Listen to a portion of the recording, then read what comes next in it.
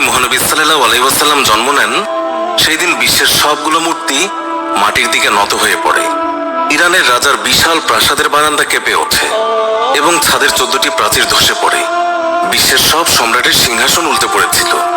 বিশ্বের সব রাজা বোবা হয়ে পড়েছিলেন, অর্থাৎ তারা কথা বলতে পারছিলেন না।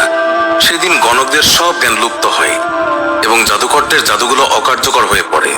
বিশ্বনবী সাল্লাল্লাহু আলাইহি ওয়াসাল্লাম জন্মের সময় শয়তান তার সন্তানদের মধ্যে আর্তনাদ করে ওঠে। ফলে সবগুলো শয়তান তার কাছে এসে বলে, কেন এত পেরেশান বা উদ্বিগ্ন হয়েছ? সে বলল, কাল রাতে কি হয়েছিল? রাতের প্রথম থেকে এই পর্যন্ত দেখেছি যে আকাশ এবং জমিনের অবস্থা বদলে গেছে। ভূপৃষ্ঠে ঘটে গেছে এক বিরাট ঘটনা। ঈসা আলাইহিসসালাম ঊর্ধ্ব আকাশে চলে যাওয়ার পর আর কখনো এত বড় ঘটনা ঘটেনি। সবাই গিয়ে খোঁজ খবর নাও যে কি ঘটেছে। শয়তানরা চারিদিকে ছড়িয়ে পড়ে এবং ফিরে এসে বলে, কই, কিছুই তো দেখলাম না। বড় শয়তান বা শয়তানের নেতা তখন বলল, এই বিষয়ে খোঁজ খবর নেওয়া আমাদের কাজ। আর তারপর সে পবিত্র মক্কার কাবাঘর সংলগ্ন অঞ্চলে আসলো। সে দেখল যে ফেরেশতারা কাবাঘরের চারিদিকে ঘিরে রেখেছেন। শয়তান সেখানে ঢুকতে চাইলে ফেরেশতারা হুঙ্কার দিলেন। ফলে সে ফিরে আসে এবং চড়ুই পাখির মতো ছোট হয়ে এরা পর্বতের দিক থেকে সেখানে প্রবেশ করে। জিবরাইল আলাইহিস সালাম বললেন, ওরে অভিশপ্ত, ফিরে যা। সে বলল, হে জিবরাইল, আমার একটা প্রশ্ন আছে, বলতো আজ রাতে কি ঘটেছে? জিবরাইল আলাইহিস সালাম বললেন, সর্বশ্রেষ্ঠ নবী মুহাম্মদুর রাসূলুল্লাহ সাল্লাল্লাহু আলাইহি ওয়াসাল্লাম আজ রাতে জন্ম নিয়েছেন। শয়তান প্রশ্ন করল, তার মধ্যে কি আমার কোনো কর্তৃত্বের অংশ আছে? সে তথা ইবলিস বা শয়তান আবার প্রশ্ন করল, তার উম্মতের মধ্যে কি আমার কোনো অংশ আছে? জিবরাইল আলাইহিস সালাম বললেন, হ্যাঁ। ইবলিস বলল, আমি সন্তুষ্ট হলাম। হযরত হালিমা বর্ণনা করেন, শিশু মুহাম্মদ রাসূলুল্লাহ সাল্লাল্লাহু আলাইহি ওয়াসাল্লামকে আমার গৃহে আনার সাথে সাথেই রহমত বরকত প্রকাশ হতে লাগলো। এত পরিমাণ দুধ নির্গত হলো যে রাসূলুল্লাহ সাল্লাল্লাহু আলাইহি ওয়াসাল্লাম এবং তার দুধ ভাই একান্ত তৃপ্তির সাথে দুধ পান করে ঘুমিয়ে পড়তেন। আর উটনির দিকে চেয়ে দেখতে পাই সেগুলোর স্তন দুধে পরিপূর্ণ হয়ে গেছে। বিবি হালিমা বলেন, আমার স্বামী উটনির দুধ দহন করলেন এবং আমরা তৃপ্তির সাথে তা পান করে সারা রাত আরামে কাটালাম। দীর্ঘদিন পর এটাই প্রথম রাত্রি যাতে আমরা শান্তিতে ঘুমিয়ে পড়লাম। আমার স্বামী বললেন, হালিমা, তুমি খুবই ভাগ্যবান এক শিশু নিয়ে এসেছ। আমি বললাম, আমারও এটাই ধারণা, এই শিশু অত্যন্ত সৌভাগ্যবান। বিবি হালিমা আরো বললেন, মক্কা থেকে ফেরার পথে শিশু মুহাম্মদকে কোলে নিয়ে যে দুর্বল বাহনটিতে চলতে লাগলাম, মুহাম্মদ রাসূলুল্লাহ সাল্লাল্লাহু আলাইহি ওয়াসাল্লামের বরকতে বাহনটি এত দ্রুত চলল যে সবার বাহনকেই হার মানালো।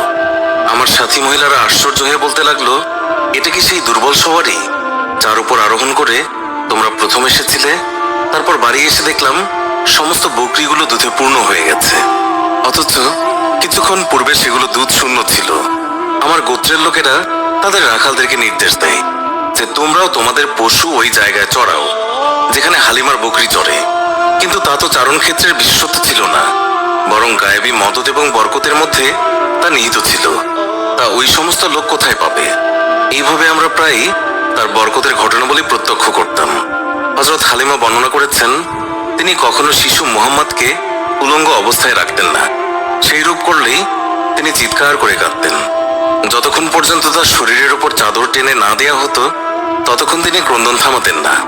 হালিমা বলেন, যেদিন থেকে আমি জানতে পারলাম শিশু মুহাম্মদ সাল্লাল্লাহু আলাইহি ওয়াসাল্লাম উলঙ্গ থাকতে পছন্দ করেন না, সেই দিন থেকে আর কখনো তাকে উলঙ্গ রাখেনি। তার দেহ আবৃত করে রাখার জন্য সর্বদাই সজাগ থাকতাম। হযরত আব্বাস বিন আব্দুল মুত্তালিব রাদিয়াল্লাহু তাআলা আনহু বর্ণনা করেছেন, তিনি রাসূলুল্লাহ সাল্লাল্লাহু আলাইহি ওয়াসাল্লামকে বলেছেন, আপনার নবুয়তের একটি মাত্র নিদর্শন ছিল আমার ইসলাম গ্রহণের কারণ।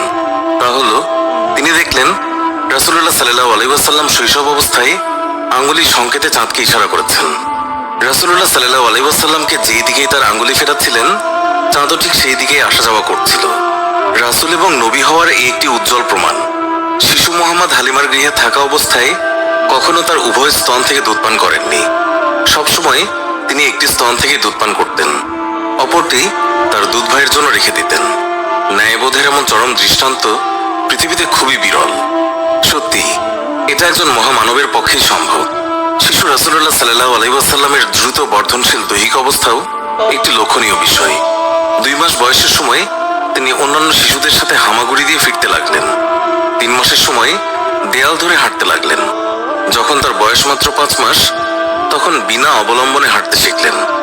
7 মাস বয়সের সময় তিনি ফিরতে লাগলেন এবং মাত্র 8 মাস বয়সের সময় তিনি কথা বলতে সক্ষম হন। আর এই গুণগুলো নিশ্চয়ই তার মুজিজার মধ্যে অন্তর্ভুক্ত।